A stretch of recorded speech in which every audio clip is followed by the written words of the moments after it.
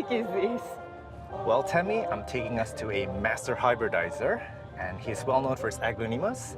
It is a genus so popular here that it has its own theme song. A plant with a theme song. I'm into it.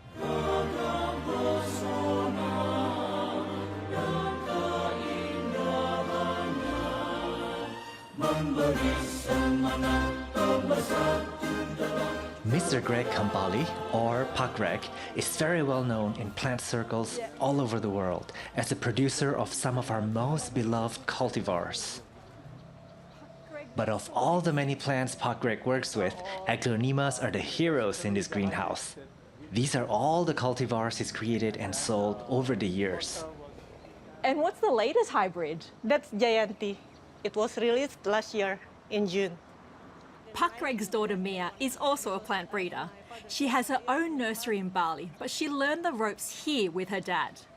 Mia's been kind enough to fly back from Bali to help show us around today. So while Greg shows me some of the spectacular Aglaonema hybrids, Mia's taking Sean behind the scenes to see how it's all done. During my prime, I intend to hybridize as much as possible. That's a good mission to have. A good mission, yeah. So what is a hybrid? A hybrid is the product of a hybridization. A hybridization is combining different traits of the male parent and the female parent. We use a paintbrush. It's good to take the pollen, which is very soft. It looks like powder, and we brush on the pistils of the inflorescence. And once you have successfully pollinated it, what happens next? The seed development takes 6 to 8 months, and then, yes, that long. And after that, we sow the seeds. The seeds will germinate, and then we can see one leaf will emerge. And if we want to know whether it's going to be beautiful or not, we need to wait until it gets mature. So I can say that basically for a hybridizer, the effort doesn't end just with pollination. And when you set seed, you literally have thousands of pots of babies, and you don't know what they're going to look like. Yeah. Most of them will not look your Beautiful, desired. yeah. And then you have to really keep an eye and keep alive the one that looks amazing, and that's what you want to selectively breed and bring to the market. That's true. It takes a long time, so that's why you need a long life to do this, to do hybridization.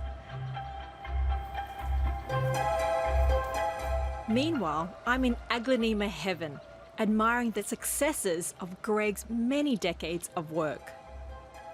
Most Aglaonemas that I've seen being grown in Australia are in shades of green. But here, things are a lot more vivid.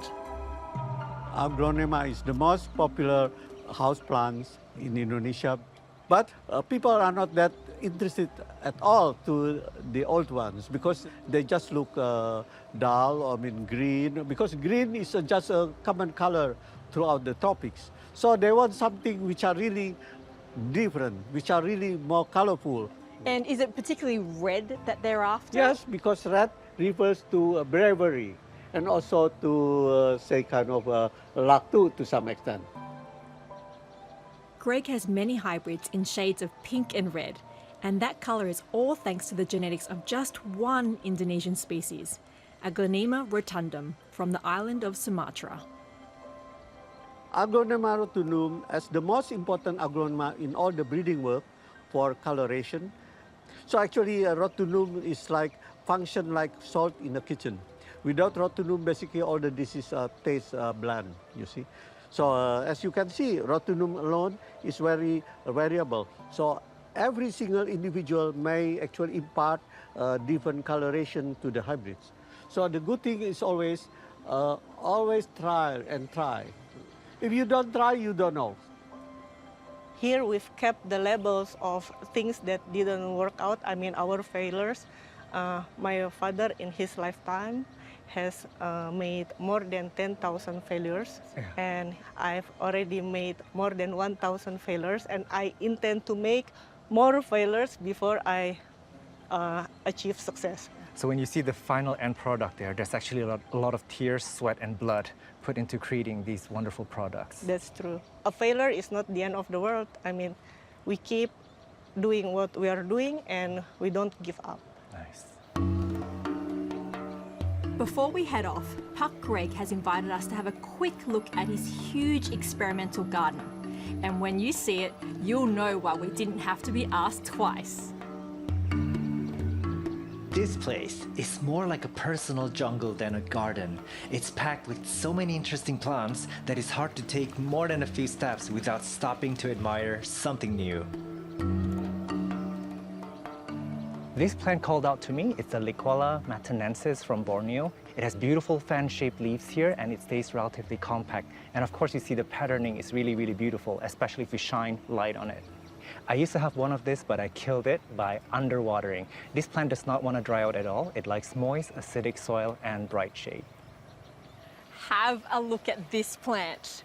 It's a variegated Thaumatophyllum hybrid. Look at the size of the leaves. It's magnificent. And just to be growing out here in full sun and absolutely loving it.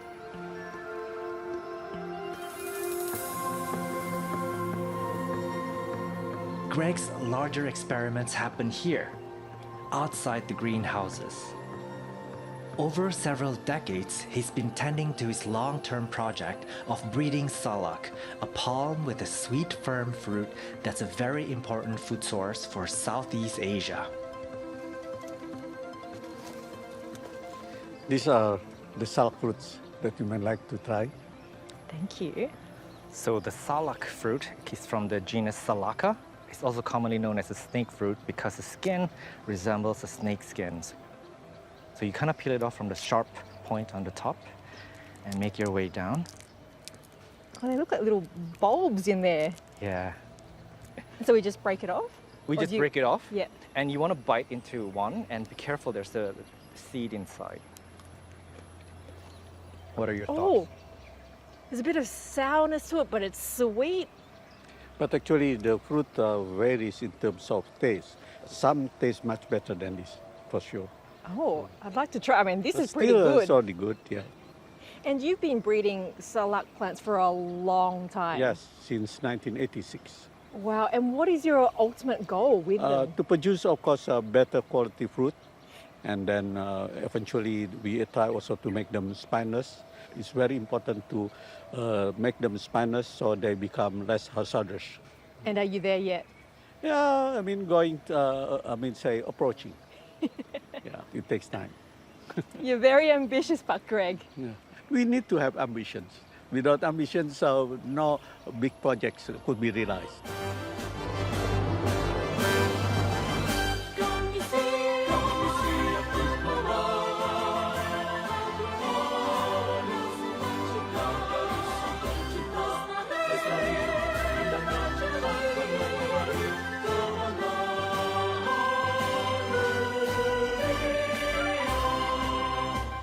You know what? I think I'm going to have that Aglaonemas song stuck in my head for the next few days. Me too.